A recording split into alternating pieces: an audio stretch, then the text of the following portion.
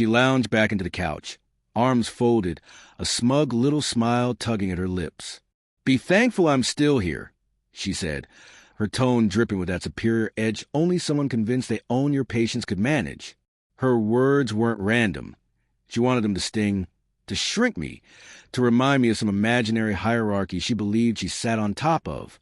But instead of reacting the way she expected, I just smiled, a slow, controlled smile that hid the chaos I kept buried for years. My name is Luke, and for the last 7 years, I'd been a marriage that slowly morphed into a power struggle. Sarah, my wife, had always been strong, driven, confident. But over time, that confidence sharpened into something colder, something meant to cut. Every chance she got, she pushed a little harder, spoke a little harsher, asserted dominance a little more. What she never noticed was that I had changed too.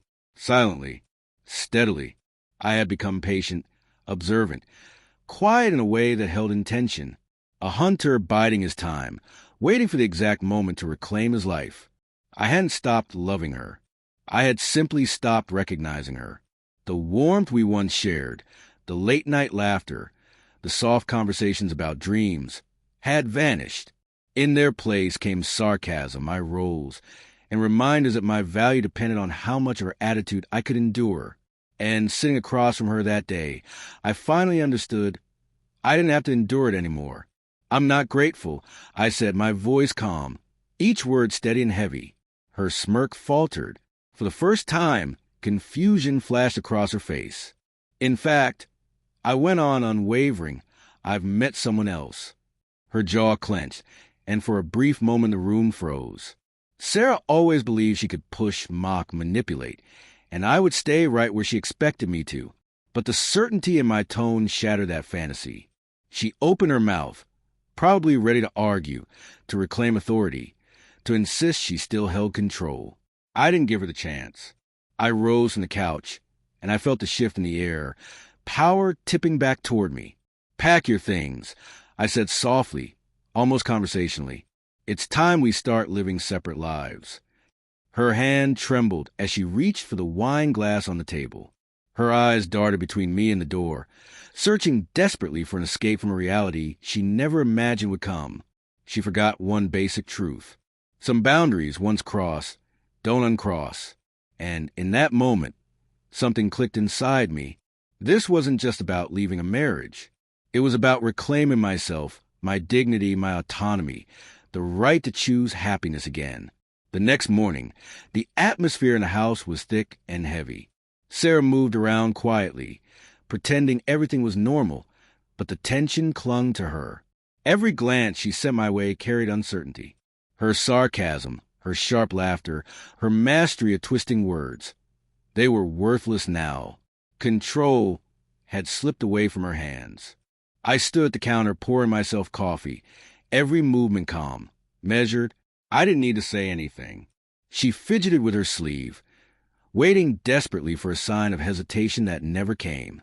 I had rehearsed this ending 1,000 times. Now I carried it out with silent precision. "You're actually serious?" she finally whispered, voice quivering beneath a thin layer of defiance. "Yes," I answered without dramatics. "I've thought about this for a long time, and I've realized that being with someone who respects and values me matters more than staying in a marriage where equality and trust have disappeared." Her lips tightened. You can't do this to us," she murmured. "After everything, after all these years." I nodded slowly. "I know, and I'm grateful for what we shared. But gratitude doesn't require me to stay somewhere I'm belittled. I'm done pretending your mockery and manipulation don't matter." I went to the closet, grabbed her suitcase, and began placing her clothes inside one piece at a time. Every fold was calm, intentional. This wasn't anger. This was clarity. She stepped closer, reaching out as if to stop me, but I lifted a hand. No arguments. No explanations. I said, "You made your choices. Now I'm making mine. It's time to separate." Her voice cracked. "Luke, please. I can change. I can fix this." I met her gaze, steady and unshaken. "It's not about fixing you. It's about taking back myself." By noon, Her suitcase had zipped by the door. She hovered nearby, unsure, unable to accept the reality in front of her. I said nothing. Outside, the cab I had scheduled waited, silent, patient, inevitable. She looked at me one last time, and I watched the realization sink in. I had finally chosen myself, and there was no undoing it. The house quieted after she left. No yelling, no dramatic outbursts, just a clean, unburdened silence. For the first time in years, I felt free. Free from the jabs, the subtle digs, the manipulation she assumed I didn't see. The sun dipped as the cab pulled up to take her away. Sarah stood at the door, suitcase in hand, her expression a blend of fear, anger, and regret. She opened her mouth. One more attempt, one more argument, but I shook my head. There was nothing left to say. "Luke, you can't just," she began. I raised a hand, firm but gentle. "I've already said everything. This isn't revenge. This is clarity, boundaries, respect. You were given chances to honor them. You chose not to." Her eyes filled with tears as the truth finally landed. The power she believed she had was gone. I hadn't shouted. I hadn't begged. I hadn't pleaded. I acted. And actions speak louder than all the games she played. She turned toward the cab, dragging her suitcase slowly as if each step carried the weight of consequences she had earned herself. I watched in silence, feeling a strange combination of relief and quiet victory. Relief because my life was mine again. Triumph because I reclaimed it without losing my composure. When the cab disappeared down the street, the house felt empty, but peacefully so. The tension built over years evaporated with her departure. I walked through each room, inhaling the calm. That night, I sat on the balcony with a glass of wine, the cool evening breeze touching my skin. I thought about everything: the ridicule, the manipulation, the lines she crossed believing I would stay silent. And then it hit me: strength doesn't always roar. Sometimes strength is patience. Sometimes it's control. Sometimes it's letting consequences unfold naturally. For the first time in a long while, my heart felt light.